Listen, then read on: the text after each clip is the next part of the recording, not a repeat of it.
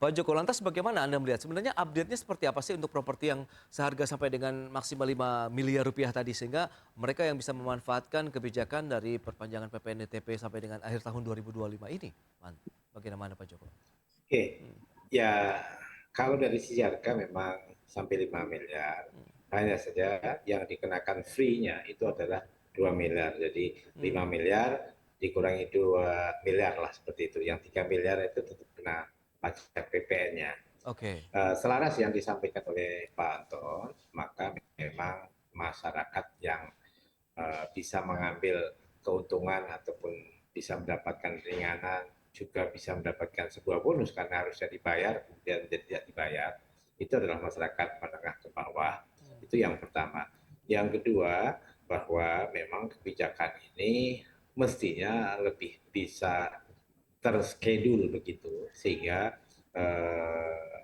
para pelaku usaha kemudian juga para teman-teman yang ingin mendapatkan rumah untuk mengakses rumah itu bisa membuat penjadwalan atau perencanaan yang lebih baik. Kami beberapa kali menyampaikan kepada pemerintah bahwa selayaknya bagi masyarakat yang di bawah, karena instrumen pemerintah dalam hal penyediaan rumah ini kan yang reliable saat ini kan hanya FLPP. Hmm, Itu kan harganya 166 sampai 180. Nah, oke. kami pernah mengusulkan untuk harga yang sampai 500 juta itu bisa mendapatkan pembebasan PPN ya. Sehingga ini juga bisa menjadi cara kita untuk mendorong pengurangan backlog, juga memberikan insentif yang masih selayaknya yang bisa diberikan kepada masyarakat yang mendapat penghasilan yang di atas MPR ini. Nah, ini bisa memberikan kontribusi yang sangat positif karena kalau kita lihat dari sisi pasarnya, marketnya yang membutuhkan ini kan adalah basic need. Oke. Kemudian kalau kita mengacu kepada apa yang dibutuhkan dalam PPNDTP ini kan memang pasar primer, kemudian belum pernah jual beli, belum pernah mendapatkan fasilitas itu. Maka ini adalah sangat uh, bisa untuk pemerintah bisa melakukan ini semuanya. Tapi lebih dari itu, PPNDTP ini sudah memberikan sebuah dorongan yang sangat besar bagi kami, bagi pelaku untuk bisa mendorong lebih baik, lebih banyak lagi penjualan sehingga dampaknya bisa positif. Kemudian target anggaran pemerintah pun bisa kita serap lebih baik. Sisi lain yang bisa kita berikan sebagai side effect atas pertumbuhan ini adalah Ya.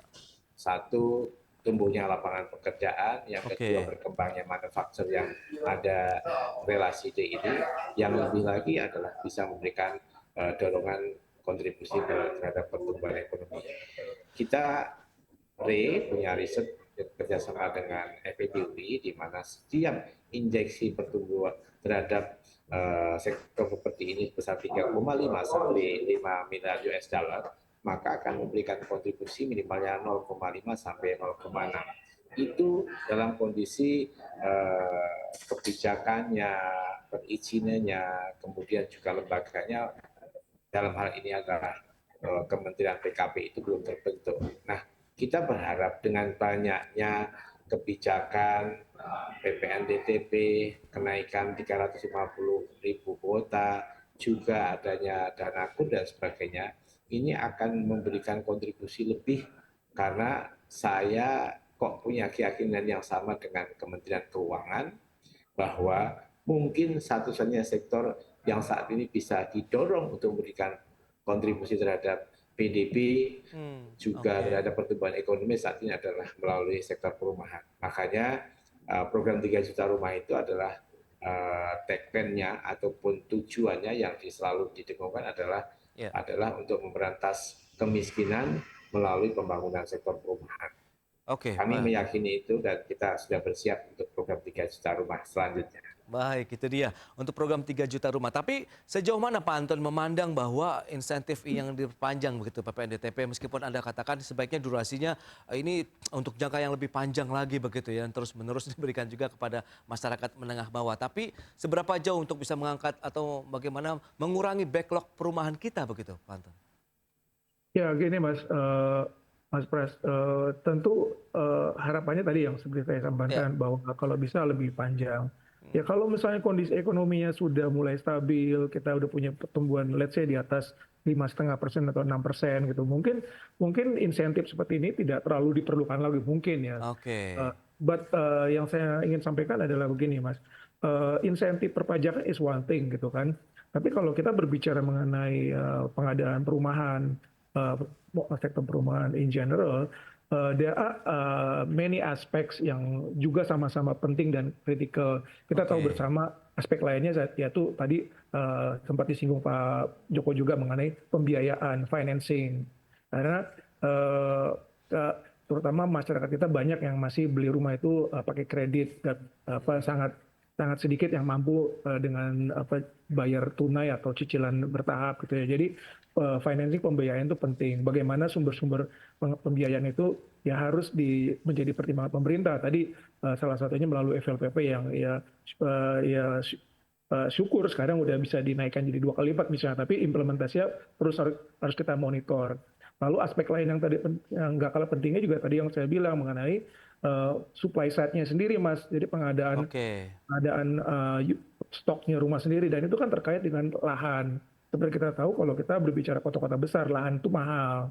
Sehingga memang perlu daerah-daerah baru yang harga lahannya masih murah, ya pemerintah bisa bantu dengan menciptakan infrastruktur akses ke situ. Jadi maksud saya begini, jadi insentif perpajakan, regulasi, perizinan seperti yang tadi disebutkan Pak Joko harus dibarengi dengan perencanaan aspek lain tadi pembiayaan, lalu pengadaan lahan yang murah gitu ya. Oke. Semua itu harus terintegrasi, Mas. Kalau jalan sendiri-sendiri nggak, impact-nya nggak akan maksimal gitu. Nah itu yang harusnya dipikirkan oleh pemerintah dalam ini mungkin Kementerian PKP supaya semuanya itu punya satu blueprint yang jelas gitu.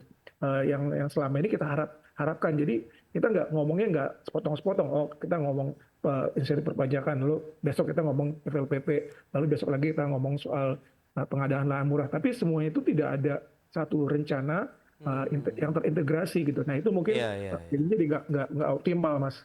Harus Gitu. diorkestrasi lah begitu yang kepentingan bersama Benar, itu ya. Baik, ya. terakhir Pak Joko, bagaimana Anda melihat optimisme ke depan begitu untuk sektor properti? Apakah bisa double digit pertumbuhannya seperti tahun lalu nih sampai dengan tahun 2025 ini, Pak Joko? Kami meyakini akan ada lonjakan di semester kedua ini. Hmm. Ada dua hal pokok yang kami dorong. Yang pertama, kita salah satu hambatan yang saat ini Hmm. pelik dan belum pernah terjadi selama ini adalah adanya slip OJK karena pay later, dan Oke. sesuai dengan data kami itu 65% mendapatkan masalah dari pay later ini.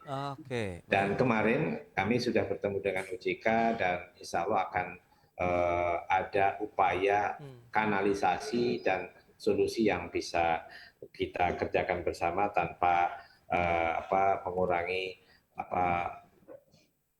kehati-hatian yang kita jalin Hmm. bersama. Yang kedua, kami juga menjalin kerjasama dengan BPJS TK, di mana kita lihat BPJS TK ini ada 42 juta lebih, ya, dan ini tersebar di seluruh Indonesia. Kalau Oke. kita menggunakan data yang ada 10 provinsi yang memberikan kontribusi sangat besar terhadap realisasi penjualan ataupun sektor properti ini. Dan kami akan membuat sebuah tim yang bisa melakukan penetrasi terhadap perusahaan-perusahaan dan pairing dengan perbankannya sehingga kita bisa mendapatkan captive nominative market yang bisa kita dorong. Dan Oke. kami developers juga memberikan sebuah stimulus berupa diskon-diskon yang bisa kita berikan. Ini adalah upaya kita bersama Baik. untuk mengakomodasi address positif yang diberikan pemerintah melalui kebijakan PPNDTP juga kebijakan jalan lain, sehingga kita sendiri meyakini bahwa kita harus bisa memberikan kontribusi Ya. terhadap pertumbuhan ekonomi melalui sektor properti ini.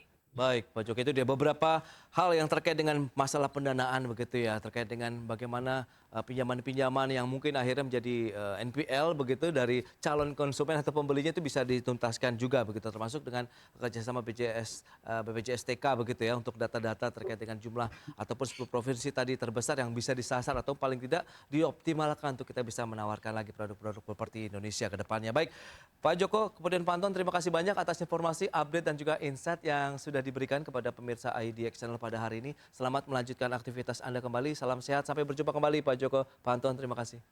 Terima kasih, Terima sama-sama. kasih. Baik pemirsa, 1 jam sudah saya menemani Anda dalam market review dan perbaharui terus informasi Anda hanya di IDX Channel, your trustworthy and comprehensive investment reference.